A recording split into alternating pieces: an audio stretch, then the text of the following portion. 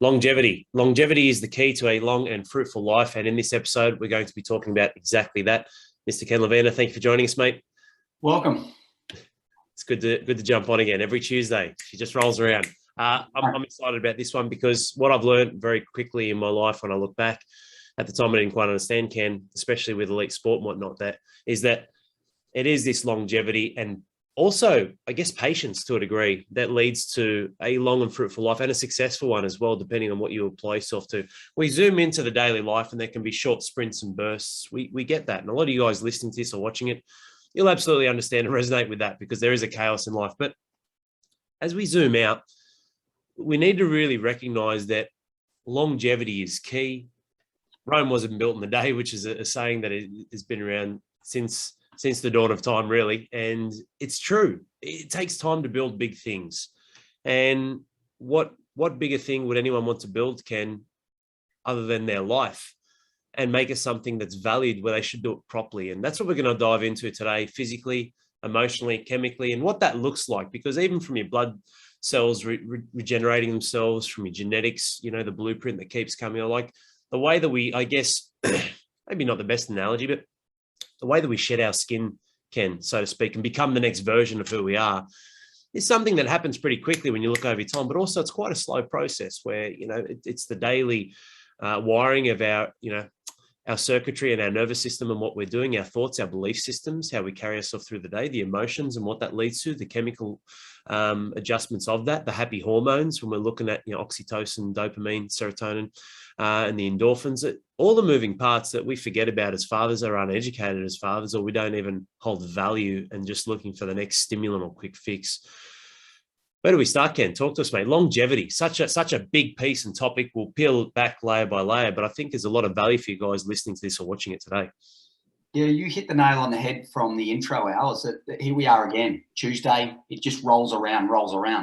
And so when we talk about longevity, really, thanks to modern day medicine, we're living potentially longer than our parents and our grandparents and so forth. And then you start to look at kind of what's going on in your own life and the people around you. And then you start to think about, okay, are we really living a healthier life? Or is it we're just living the longer time, but not healthier? Like for me, when I look back at my parents and my grandparents, we grew up on a farm and spent quite a bit of time in the country and whatever else. And it's quite exciting where we grew our own vegetables and we ate our own stock and all of that stuff. And now you kind of move forward and you look at where we are now with technology and the introduction of everything around us, and life is just passing us by like as quick as you could possibly think. And as you said, Tuesday again, and then it's next. We've been in lockdown for months now, and kind of another day rolls into another day, and we forget about, or very quickly, we forget about what's happening yesterday and last week and last month and last year, unless there's silent reminders because being emotional if we've lost a loved one or lost someone close to us.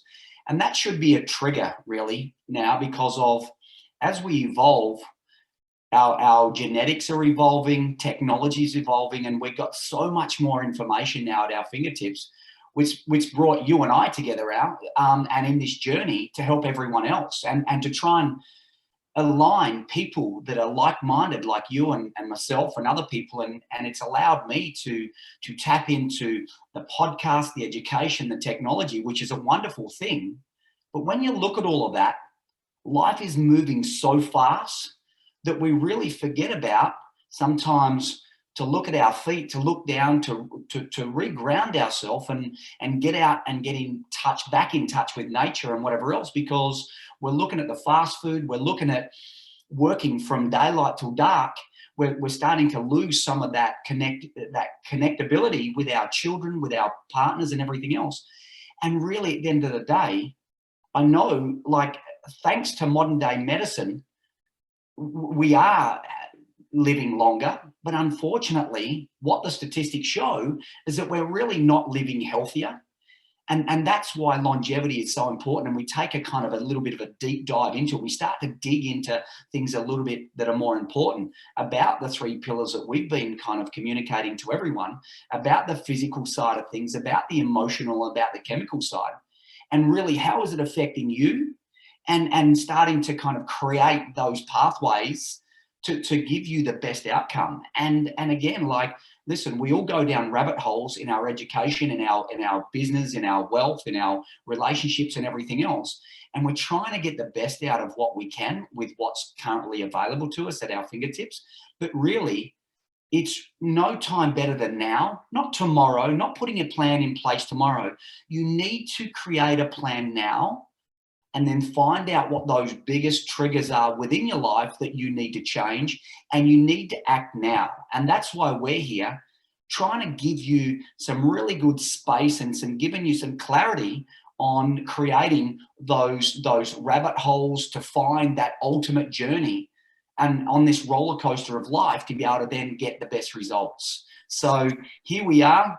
Prevention and education is my medicine to be able to live a long, healthier, happier, fruitful life, full of energy. That's the whole idea. So we have to put those mechanisms in place now, and we have to constantly search and talk to coaches, talk to people that are living, eating, sleeping, and breathing what's reality, as in a fruitful life.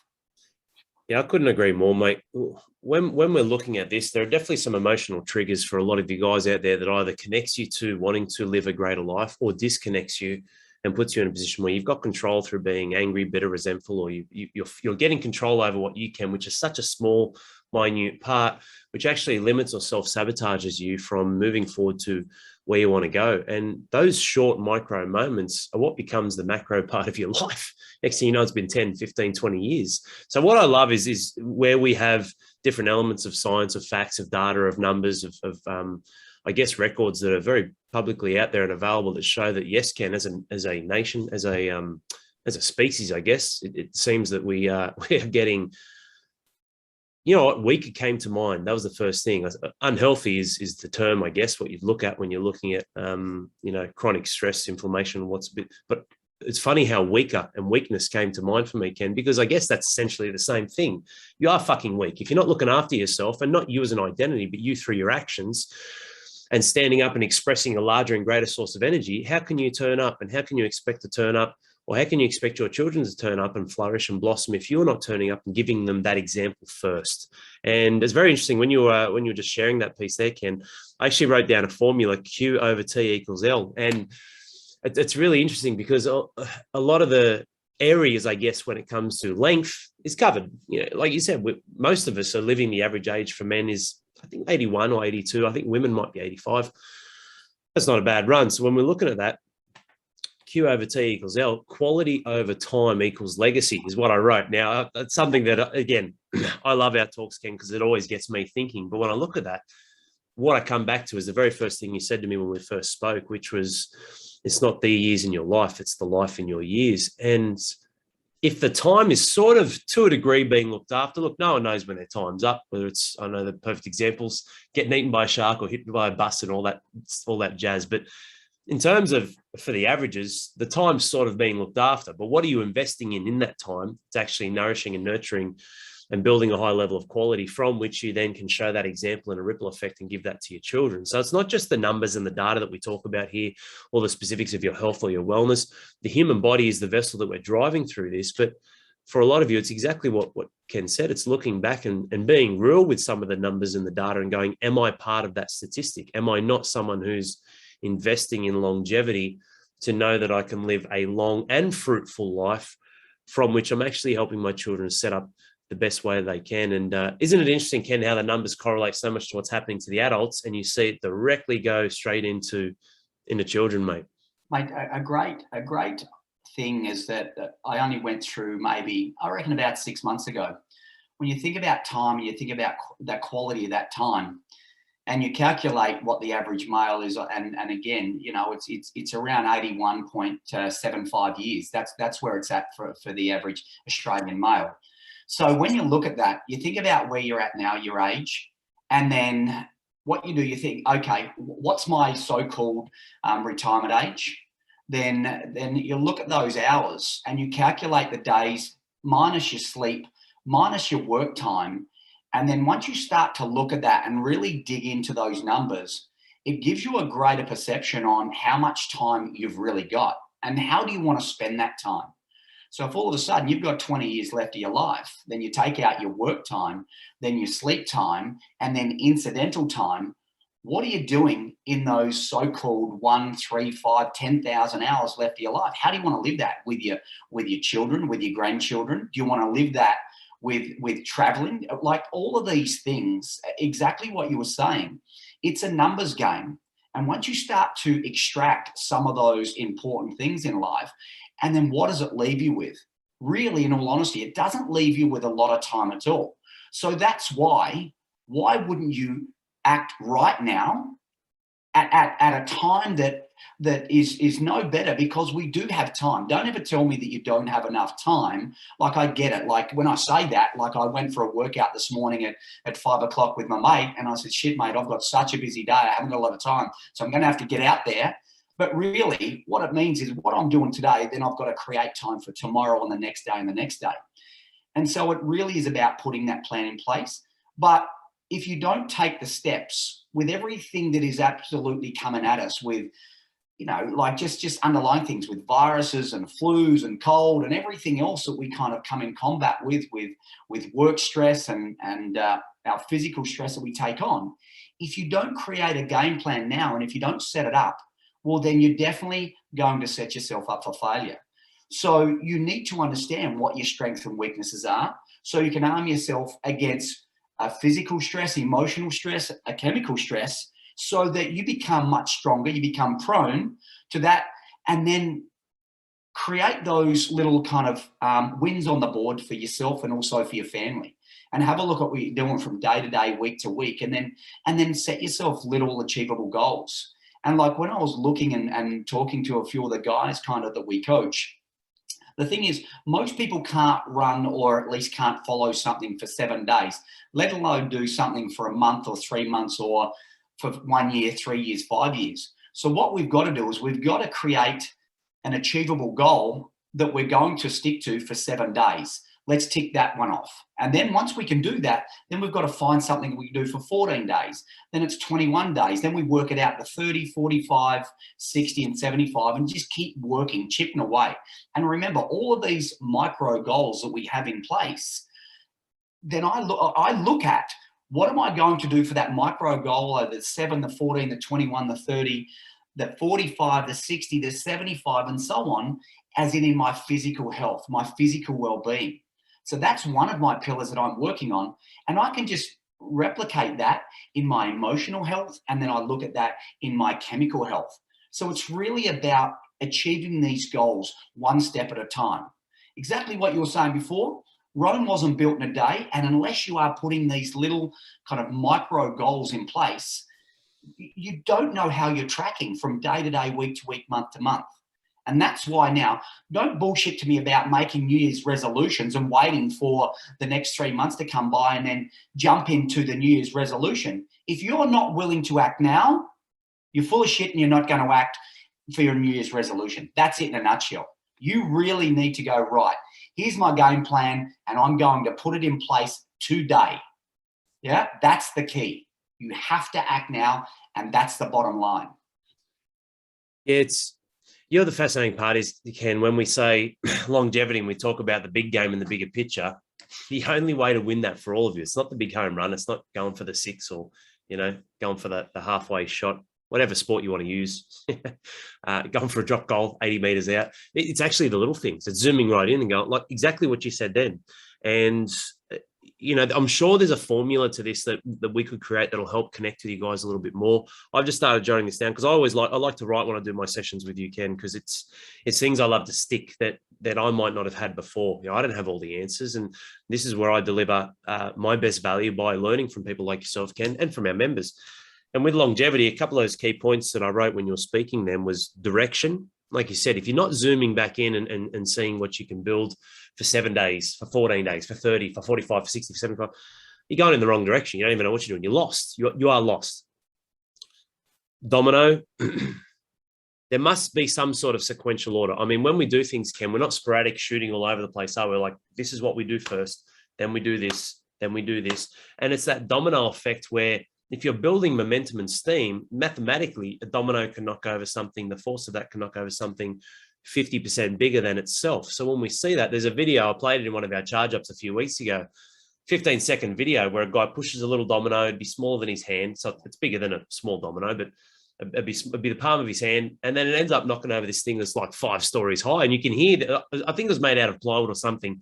Yeah. It completely shatters, but you can hear it. And there's all these people around it, massive thud. And I'm like, man, that started with just a little exertion of energy, but it just went one after the other, after the other, after the other, and then built this big head of steam. And the final one was discipline. I don't believe that self-control and discipline need to always play a role in a specific area of our life for the rest of our life. Like, Ken, does Ken Levander need discipline to train? Probably not. I mean, there are sometimes some discomforts when it comes to different moving parts of life or the little voice inside, but ultimately it's a part of you now, Ken. It's your belief system. It really, just like it is mine, although I was quite triggered last week because I only got one session in and there were different health reasons that I looked after the family at the cost of myself, right? Everything that we say and that the fathers, there's a pitfall they fall into. I get back on the horse pretty quickly though, mate. I don't let it go on for months or years like a lot of fathers do, but it's a part of your belief system. But that discipline is very important because a lot of these guys don't have any. And they don't know where to start with that, which means they're going to sporadically try different things, so they're lost. They're going to try things in different order, so the system's out, which means there is no domino effect, so they don't build, I guess, that satisfaction of completion and not just ticking boxes, but moving forward. And they don't have the discipline to follow through, which means they fall down. But I guess physically, chemically, emotionally, where would you zoom in on those 3 areas? Just to give 3 key points, and I wouldn't mind rattling off some stats that I won't do it yet, but I wrote down some fascinating stuff when you're talking about hours that we actually have, like real hours. And I'm looking at it now, mate. It's fucking mind-blowing, but we'll come back to that in a second. Physical, chemical, emotional health. Well, where would you start to build? Mate, so physical, when people are putting things in place, it's like the problem is in most cases they don't know where to start. And so that's why we're going to start at the physical side of things. But when I consult with people and I look at what they're doing, and the first initial thing is, where are we going to start for you? Not because you're looking at what someone else is doing. We need to work out where you're at in life, where you're at physically, chemically, emotionally. Because if you've set your goals up for someone else or from someone else because of what they do, you're going to set yourself up for failure straight away. So it is really down to you as an individual and finding out what your past is, where you are now, and where's your goal? Where is your realistic goal that you want to achieve? You're not going to jump straight in and never done any physical exercise, or you've never ran more than 100 meters, and all of a sudden you're going to set yourself up for a marathon in a month's time. It's just unachievable for 99% of the population, or 99.99% of the population. So it's about setting the realistic goal that is going to help you achieve the 1%ers from one day to the next to the next. So if all of a sudden here I am, people want to come in and sometimes train with me because I go through a few clients when I train with them and whatever else, because we need a couple of big sessions in. And so what we do is that I'm better off using 3 trainers so that I get one client in for the first 20 minutes, the second one in for the second 20, and third. But whereas if they try and stick with me for the hour or hour and 10 minutes that I work out, it's going to annihilate them. So what we do here is instead of going for a run on a marathon, let's just get you walking for 10, 15, 20 minutes every day for the next 7 days. And then let's tick that off. Then what we'll do is we'll increase that to 14 days, but then we'll get you into a walk jog.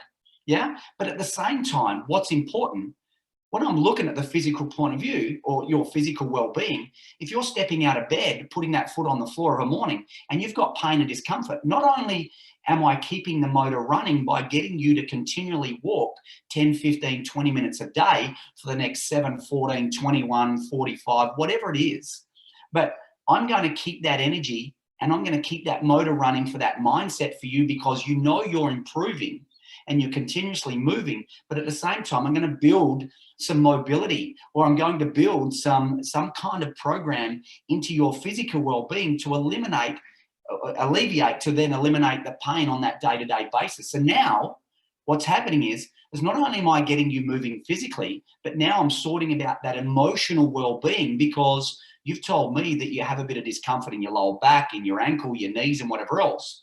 And so I don't want you to run, even though the plan is potentially by the end of the 30-day period, I want you to walk, jog. But unfortunately, as soon as we start to get you to move, something else comes to the surface. Then something else, whether it be time restrictions, whether it be weather restrictions, whether it be availability to get to your gym or get to the person that you generally walk with, there's all these restrictions that are kind of constantly belting at us, this resistance. But you've got to be strong enough within your mindset to be able to push through that and find alternatives. Don't sit there and wait for me and go, shit, Ken, like, listen, I couldn't go for that walk. I couldn't get to that session because, mate, it was raining and it's normally an outdoor session. Well, then what did you do? You've got to start to think for yourself. Okay, I'm there to guide you. I'm there to be a coach. I'm there to do whatever is necessary to help you, but you've got to take control. Like, shit, I'm not there to design every minute of your day and hold your hand. I'll help you trace that journey out, but you've got to really take control of that. So as we've started here, right from the get-go, I've only wanted you to start walking, even though you've come to me and said, I want to run a marathon of 42 kilometers in 2 months or 3 months' time. All I've done is got you walking. Not one day and then on Monday, Wednesday, Friday. I've got you walking every day now. I've created movement. I've created a healthier mindset. And then all of a sudden, once I've got you moving, now you've come back and said, mate, listen, my back's a bit sore, my knee's a bit sore. Then I've implemented another strategy in there so that not to stop you from moving, but to get you into week 2. And then it'll get you into week 3. And as we do that, I'm chipping away. And at no stage can you come back to me and say, listen, Ken, I really don't know what to do, because if all of a sudden it's raining and you normally go to your gym and walk on a treadmill, well, guess what? You don't think you can walk around with a raincoat on outside? You're making excuses. Stop fucking making excuses, because you're never going to get anywhere in life if you're making excuses. And this is what it is about. I'm the sculptor. I'm going to chip away, but you seriously have to take control yourself. Don't just rely on everyone else. Don't try and follow what someone else is doing. Get your plan set up, and then you start to take control from now. That's really what it's about. Yeah, the answers are all out there, aren't there, mate? The problem is the answers change. So if you're going it alone, or you're lying to yourself, or you don't have that check-in, I mean, Ken's an amazing energy coach for our entire organization, but if you don't have that level of check-in to build the little adjustments, the course correct, so to speak, of 1% every day and then 1 degree every day, because both of those are important, you will be lost, and then you'll mentally come unstuck. You won't be as invested, and you'll be spinning your wheels. What do we do there then, Ken? Like when we feel out a little bit, so we're giving them direction, we're looking at lining things up, like everyone should have that. I've got that. Making sure we're moving 1% every day, but making sure we're adjusting 1 degree on the daily if we need to, and building that head of steam, not lying to ourselves. The answers are out there, but we need to find the answer specifically for you, because life changes. What about the emotional side of things? Any key things to tie that in? Is it understanding their why, bringing the children in to go, hey, are you setting the right example? As men, this isn't manipulation. This is pulling the levers that you want. Like, you want to be a good father, right? If you don't, well, why the fuck did you have kids? It's hard. I get it. It's the hardest thing, but the greatest thing ever. But how do we tap into that emotional side as well, Ken? Like, nothing prepares you for having children. Nothing prepares you for having children. I don't give a shit what anyone. Crazy. It's crazy. And every child, you know what? Everyone's willing to throw this information out and give you advice on whatever. Hey, listen. Of course, there might come to a time where we need to engage in a professional and whatever else. And listen, my oldest son, he didn't sleep through one night for 4 years. Like, it was just crazy. And then why in God's name would you want to go back for a second one after that? Like, in reality. So when we look at that, the stress that caused to myself and my wife and like, you build up this tolerance and this resilience. It's like listen, I don't know if I'm qualified to say this, but when people go through the, like I talk about when children are, when they're not sleeping and you're dealing with all the stresses in life, like it's, when I say I'm not qualified to say this, it's a bit like pregnancy pain. That's why I'm saying I'm not qualified to say this, because mate, it's killing you at the time. It really is killing you. But when that child, that part of you is comes to life, mate, there is no better feeling. And that's the thing, like that emotional feeling, like you would give your life for your child. Like there is no question about it. That's how strong that relationship is. And but the pain that you see your partner, your loved one that's going through, obviously if they're having a natural birth, in most cases, I can't, validate every case, but from what I've gone through as having 3 children and seeing how that's unfolded, mate, the pain that you see and you want to take that pain away from your partner. And then all of a sudden, when that life is there in front of you, like you're the happiest person on the planet. And like I said, that emotional attachment is unbelievably incredible. And then, so that stress in itself, there's a massive amount of stress that you're going through, but it's very short-lived. And then thinking about that emotional, that endorphin release because of, look what's in front of you, that life that you've created with your partner, with your loved one, who you're going to spend the rest of your life with. And all of a sudden we talk about the little stresses in life, because we can't go for a walk today because it's raining or it's a little bit cold and we want to spend that little bit more time in bed. Now, what do you want out of life? The thing is, what we do here from the emotional side of things, well then what I do is I set you up with a game plan. So if you don't walk today, guess what I'm going to do? I'm going to give you breathing techniques. I'm going to give you alternatives to look at maybe your nutrition and look at what are the better choices you can make today for your nutrition, so that when you eat this and your hydration, how's that going to affect that? Shit, I can't get out for a walk today, but you know what? Or this morning, because that's my game plan, I'm going to give that, or I'm going to do that walk in the afternoon, or I'm going to do something as a body weight workout at home, work on some mobility, work on some of those triggers that's causing you discomfort. But at the same time, because I still want you to keep that routine, I want you to get up and I want you to work on something else, whether it be the chemical side of thing, and have a look at what you've done over the last 1, 3, 5, 7 days in how your food's been going, and how can you plan for tomorrow, for 3 days later and 7 days later. You have to plan this. And then again, if you're not sleeping that well, then what do I need to implement? Because Ken's told me if I do some breathing work, well then, hey, this is going to affect my emotional stuff because it's going to help me breathe, as in sleep a little bit longer or a little bit better. The quality of my sleep's going to be better. So that emotional stuff is going to allow you to have a lot more clarity when you wake up the next day. Now, will that happen every day? Absolutely not. Like that's just, you can't tell me you're having shit days day after day after day after day. That's just, it's not possible. Like, and this is where you'll fall off the wagon maybe once or twice, but it's having those tools, those levers to pull when you do fall off that wagon. Just because you've had a shit meal doesn't mean that your sleep doesn't have to be quality, or that you'd have to stop exercising. Just because you reduce one of those, your exercise program, or you have a bad meal, or you have alcohol or whatever else, well, you can still exercise if you have a bad meal. You can still, like do your breathing techniques because you didn't exercise that day. You can still look at setting yourself up for having better meals over the next 3 days because you had a bad day because you fell off the wagon. It's really about it takes a better person to get back up on that wagon than it is to think, fuck it, I've let myself go for 1, 2, 3 days, and you don't have the focus, the clarity to get back on track. And that's why we're here, to be able to create those alternatives for you, so that when you're having a shit day, when you're having a bad night, when you miss a training session, it's about what you were saying now. You got one workout last week, but by God, like, hey, it's 1 week in your life. There's many, many weeks in your life. And this is about, you know what? Put that behind you. Let's start getting you back into your breathing techniques.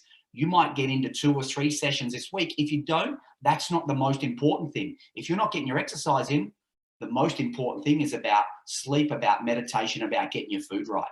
It's really about knowing what lever to pull because of something is causing you stress, but it's short-term stress. It's a bit like, you know, that short term, and then we go into that medium term. It's only 1, 3, 5, 7 days. Don't bullshit to me that it's going to cause you stress for the next month. Yeah.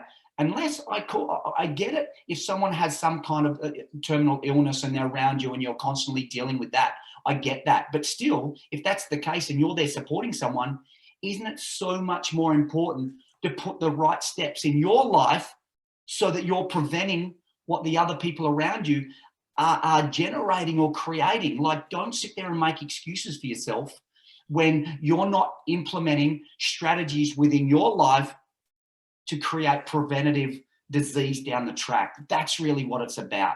You have to be putting things in your day-to-day workplace, game plan, relationship, whatever it is. You have to be working on that every day. And that's it and final. Yeah, some great points there, mate. We all have emotional triggers, Ken. Like, I have them. Everyone has them. And the reality is, your reality doesn't have to be one that holds that to be true for a long period of time. Like you said, you have a tough week. Cool, you've got a tough week. And look, there being a big fire up here, it completely smashed my sinus and my hay fever, everything. It was crazy, mate. So exactly what you said then, the breathing work, the breathing exercises, I didn't do them. I felt I couldn't do them. I couldn't even breathe through my nose. So when I saw that and I started tracking my scores, I'm hitting 60s, with my sleep, my readiness, it's killing me. And then last night, nose is starting to clear up, which is great. I get back in the 80s and 70s. So the point is, we all have dips, and a lot of you need to recognize that that is not where you need to stay or should stay. We all have the judge and the victim inside us, the one that points and blames, and then the one that has shame. And I guess what's funny, Ken, again, I just wrote a point here before I dive into this crazy thing around time, which I'll share with you all, is the tough times, like last week was a tough time. The tough times won't last, but we paint a picture in our head that it will, and that's our reality, and that's how it stays. So we continually crumble down our own kingdom and pull it apart. And then on the flip side, when we're kicking ass and dominating and winning and having great times, we paint the psychology in our head that it won't last and something around the corner is going to pull me down. Isn't it crazy? The complete opposite. When shit's hitting the fan, we accept it as truth and believe that'll be a part of us moving forward, but it's not. It's a week. I'm training today. My goal's 4 sessions this week, and I've allowed that and put in time blocks, 4 sessions, 3 walks. I'm moving 7 times this week. That's a non-negotiable for me, as well as 1 yoga session and my breath work every night. Bang. Very simple. Like, that sounds like a lot to you guys. What is it? 7, 8 physical sessions, 7 breathing sessions. The breathing is 3 to 5 minutes. The physical sessions are 4 training sessions and 3 walks.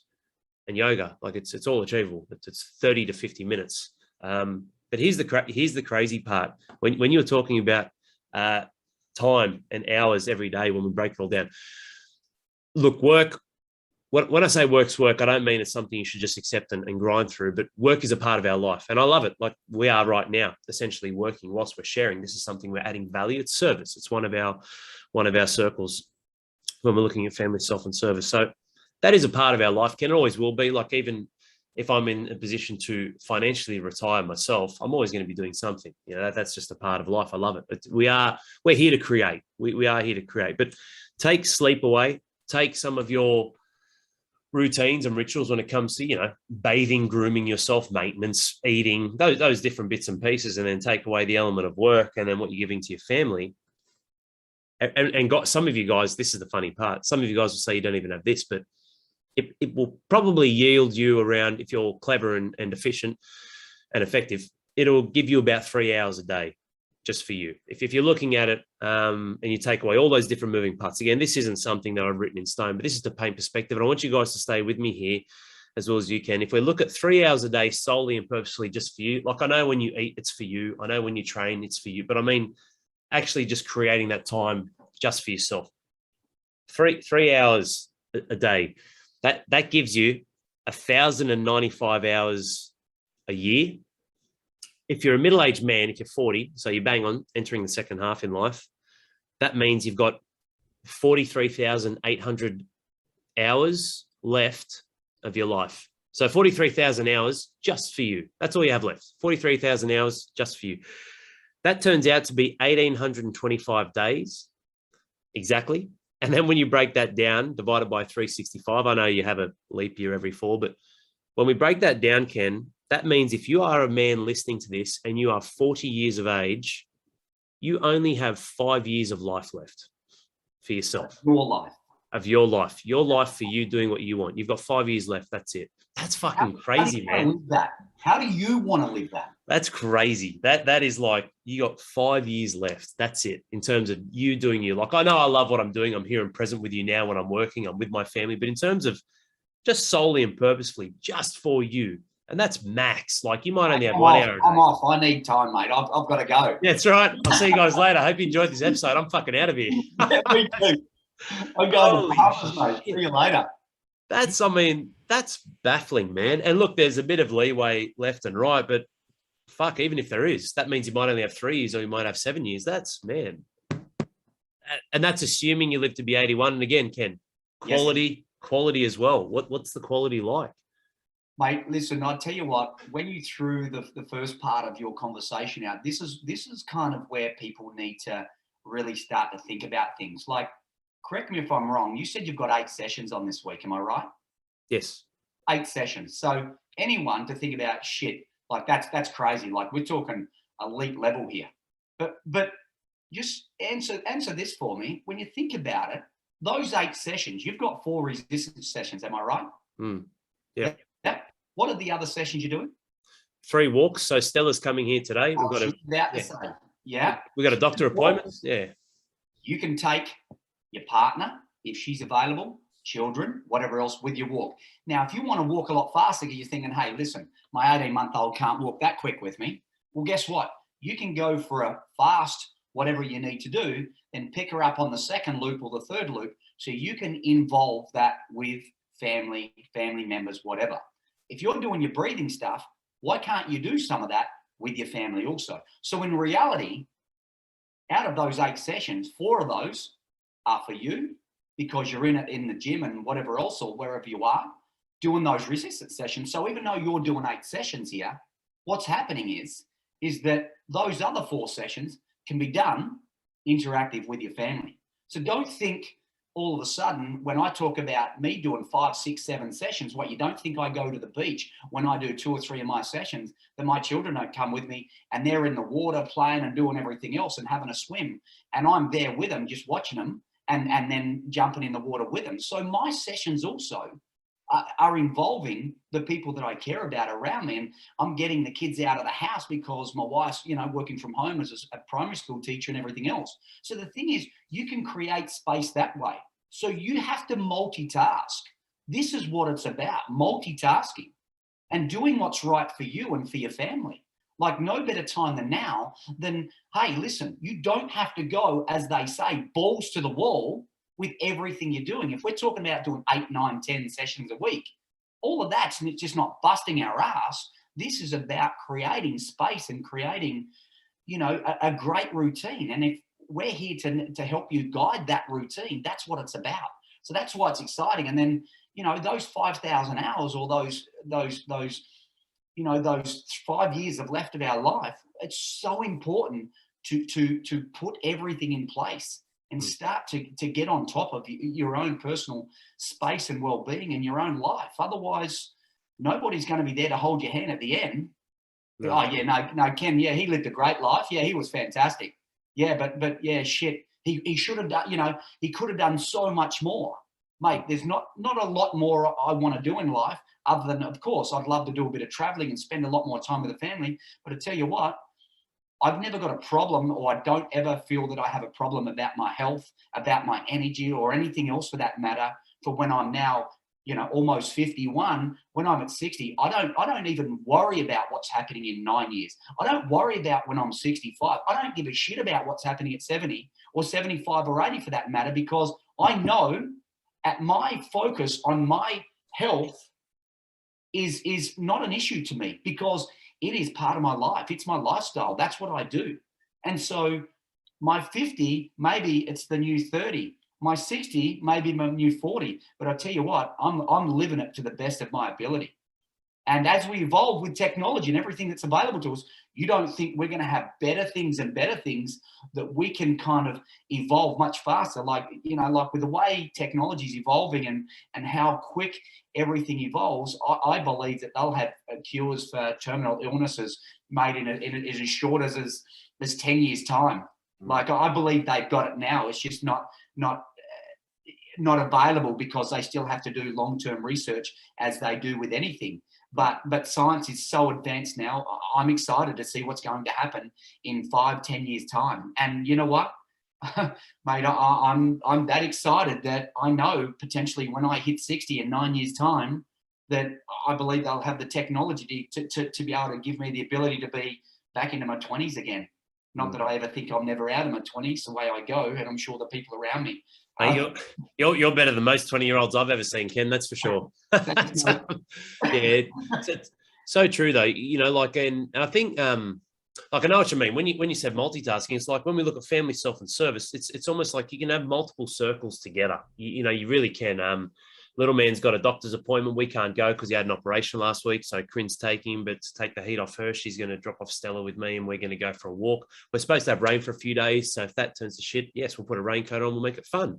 Yeah. Walk this afternoon. And out of those 3 walks I'm doing, one will be with the dogs, one will be with the family later this week. We're going to walk down to the beach. And then those 4 training sessions, one's today. I like to train on weekends. So I've got essentially 5-6 days to train. And the way that Ken's done my structure and my program, 2 of those are lighter days with mobility. Like it's all there. Like I'm not here to overwhelm you and say, Al's some hero, he's doing 8 sessions. The yoga, my daughter Stella, she knows how to do that. So we'll be laying down, cooling postures, other bits and pieces together. And all of a sudden, we're layering and building in experiences where we are a father, a real father, and a husband, and a man for ourselves. And that 5 years, that's crazy. And when you're talking about just then with life and I guess fulfillment with life, Ken, the reason why people have problems, or the reason why most people aren't happy, and this is subconscious, right? They don't even know, but you will now. The reason why most people have issues or challenges or are not happy in life is because they're having a problem with the way that they're using the time. Like, that's what it is. They have a problem with the time they're using. You have a problem with that because you know you're using time with shit quality. That's why you have a problem. So this is the funny part. Even though we created time as a mechanism for social order constructs, the way that we can connect and a way to build rhythm and cadence with the natural cycles and rhythms of life, the universe, as we see, you know, things grow, they die, the sun comes, the sun goes. People are having a problem with the way that they're using their time. That's why you're not happy. Otherwise, what's the rush, man? Because we know that in this shell, in this body, the way that we are right now, it's not going to be forever. Otherwise, you would, all right, I'm just going to go through a shit for the next 150 years, Ken, because I know the next 400 will be great. It doesn't work that way. So when you're 40 to 48 and it's been a shit 8 years, you know that the reason why you don't want to maintain that trajectory or that course is because years 49, 50, 51, it's going to continually get worse. You change to get better or change to get worse. And you know you are running out of time. We're not here to paint a doom and gloom. Here's the end. We're all going to die. But it's really an acceptance of going, or acknowledgement of going, okay, I am using time and the quality is not there. And then are you going to accept that? Or are you going to change it? Great. This has been a great episode, Ken. Anything you want to wrap up with for these men as we move forward throughout the rest of the week? And I guess just some food for thought for these guys and what's been a pretty cool episode. I've really enjoyed it. Like, the last thing really I'd like to finish on is really about, you need a daily action plan and a weekly action plan. Like, as we do, we journal, we write down where we're spending our time. And if you really can't see that, then it's so grey, you can't see the forest between the trees. All of this being said, that time is so valuable to us. And without knowing where you're spending your time, is just every day is just heading off into the abyss. And so that's why it's really important. You really want to have a look at your wins on the board, as we've spoken about previously in previous episodes. It's really working on lifestyle. It's making sure that if you're sleeping more, it's not just about the sleep, it's about the quality of the sleep. If you're going to hydrate, make sure you're hydrating. It's not about drinking more, it's about hydrating more. It's about getting into the nitty-gritty. It's just making sure that you are looking at where you're spending quality time and where the time wasters are, so that you can change those time wasters into something positive for you, whether it be relationship, financial, physical, whatever it may be. But you've got to work on getting more wins on the board at the end of each day, week, month, than you have losses. And that's really important. Without that daily action plan, weekly action plan, without sitting down right now, forget about the food plan, forget about the physical plan, forget about the emotional stuff.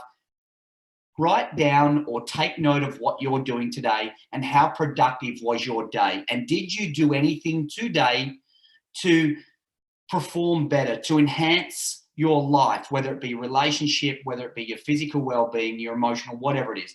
And just start to analyze that over the next 1 day, 7 days, and then go, okay, shit, how can I improve that next time I sit down? Without that planning, you're going sideways in a hurry. Great point, Ken.